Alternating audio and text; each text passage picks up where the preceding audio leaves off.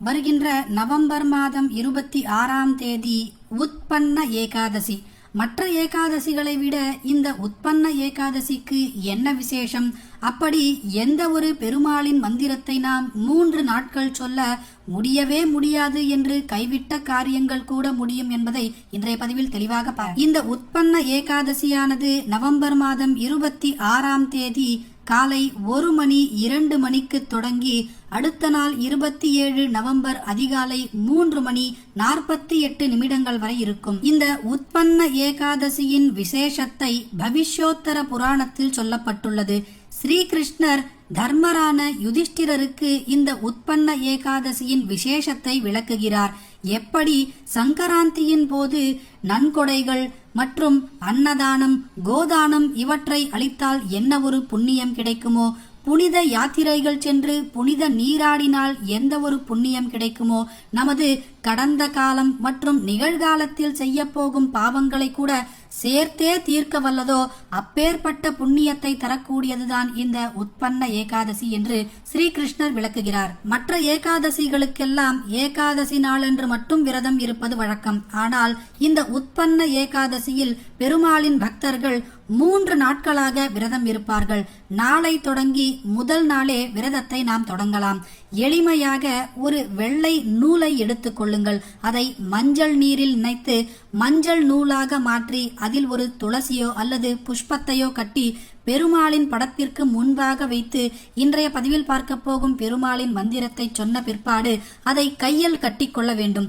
இந்த கயிறானது 3 நாட்களுமே ஏகாதசி விரதம் முடியும் வரை கையிலேயே இருக்க வேண்டும். இப்போது நாம் சொல்ல வேண்டிய அல்லது காதால் கேட்க வேண்டிய பெருமாளின் ஸ்தோத்திரத்தை திரையில் பார்க்கலாம். ஓம் ஸ்ரீதேவராஜமணிஷம் நிகமாந்தவேத்யம் யஜ்ஞேஸ்வரம் விதிமகேந்திரஹிதைகலஷ்யம் நவ்யாம்புவாஹ சுஷமாதனுஷோபமானம் ஸ்ரீஹஸ்திசைலசதனம் வரதம் பிரபத்யே பங்கேருஹாசனகிருதாமலவாஜியஜ்ஞே வைதானகே ஹுதபுஜித்வரயா விராசீத் மந்தஸ்மிதாஞ்சிதமுகேன வபாம் தசன் யஸ்தம் நாகசைலசதனம் வரதம் பிரபத்யே சண்டாம் சுஷீதகிரணாயுதநேத்ரயுக்மம் பத்மானிவாசரமணீயபுஜாந்தரம் தம் ஆஜானுபாஹுமுரீக்ருதசப்ததம்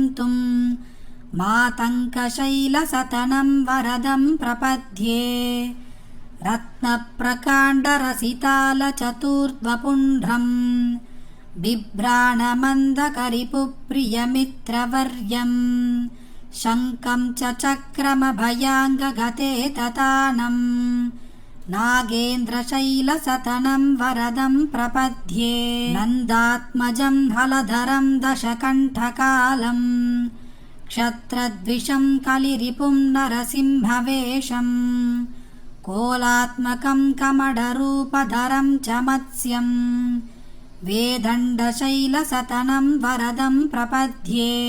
நாளை தொடங்கி 3 நாட்களுக்கு ஏகாதசி நாள் வரை இந்த பெருமாளின் ஸ்தோத்திரத்தை காலையோ அல்லது மாலையோ வீட்டின் பூஜை அறையில் பெருமாளின் படத்திற்கு விளக்கேற்றி பக்தியோடு ஒரு முறை சொல்லுங்கள். அல்லது காதால் கேட்ட மாத்திரத்திலேயே கூட சொன்னதற்கு சமமான பலனை நம்மால் பெற முடியும். இந்த 3 நாட்களுமே பெருமாளுக்காக விரதம் இருப்பவர்கள் பால் மற்றும் பழ வகைகளை உண்டு விரதம் இருக்கலாம். அல்லது ஒரு வேளை மட்டும் உணவை உண்டும் விரதம் இருக்கலாம்.